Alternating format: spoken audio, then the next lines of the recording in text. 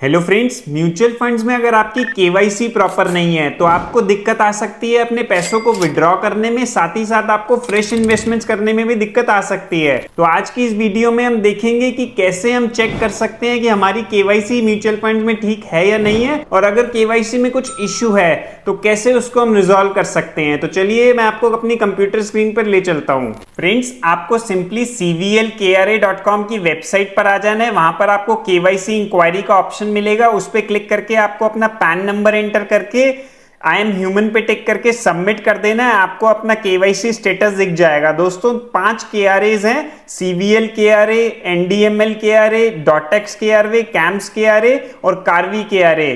तो जिस भी KRA में आपका केवाईसी हुआ है आपको वहां पे आ जाएगा। देखिए आप, मैंने पैन नंबर डाला है तो उससे कैम्स केआरए पे दिखा रहा है केवाईसी वैलिडेटेड। दोस्तों अगर आपका केवाईसी वैलिडेटेड आ रहा है तो ये बिल्कुल परफेक्ट है, आपको कुछ भी करने की जरूरत नहीं है।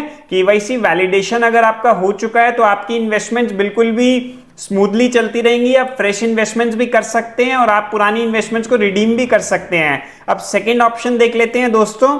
केवाईसी आ रहा है केवाईसी रजिस्टर्ड।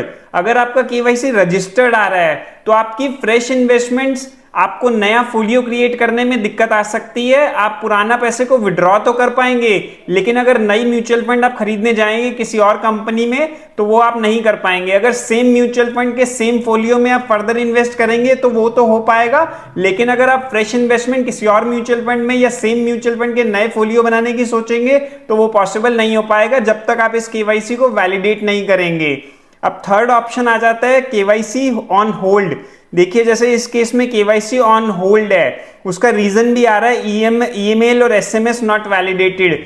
तो अगर आपका केवाईसी ऑन होल्ड आ रहा है तो आपको फ्रेश केवाईसी करना पड़ेगा, या तो आप फॉर्म के थ्रू केवाईसी कर लीजिए। एक फॉर्म आता है केवाईसी का, वो लगा, उस पर आप अपनी फोटो लगा सकते हैं और पैन कार्ड आधार कार्ड की फोटोकॉपी लगा के आप जो भी KRA में आपका केवाईसी चल रहा है उसमें आप सबमिट कर सकते हैं, या फिर आप ऑनलाइन भी फ्रेश केवाईसी कर सकते हैं। फ्रेंड्स, अगर आपका केवाईसी रजिस्टर्ड आ रहा है और आपको उसको वैलिडेट करना है तो उसका प्रोसेस बहुत सिंपल है। आपको सबसे पहले देखना है कि कौन से KRA में आपका केवाईसी बना हुआ है। जैसे हमारे इस केस में कैम्स KRA का केवाईसी है तो आप कैम्स के वेबसाइट पर जाएंगे, वहां पे अपना पैन नंबर एंटर करके आप कंटिन्यू करके इसमें जो जो स्टेप्स हैं उसको फॉलो करेंगे तो आपका केवाईसी वैलिडेट हो जाएगा। इसी तरीके से अगर आपका CVL KRA पे केवाईसी बना हुआ है, जो फर्स्ट ऑप्शन है, तो वो यहीं से आप CVL KRA की वेबसाइट पे केवाईसी वैलिडेशन पे क्लिक करेंगे, अपना पैन नंबर डालेंगे, वहां पे आप कंटिन्यू करेंगे तो आपका मोबाइल नंबर और ईमेल आईडी दोनों वैलिडेट हो जाएगा। इस तरीके से मैं सभी KRAs का लिंक डिस्क्रिप्शन में प्रोवाइड कर दूंगा, आप उन पे जाके अपने केवाईसी को वैलिडेट कर सकते हो अगर आपका केवाईसी रजिस्टर्ड है।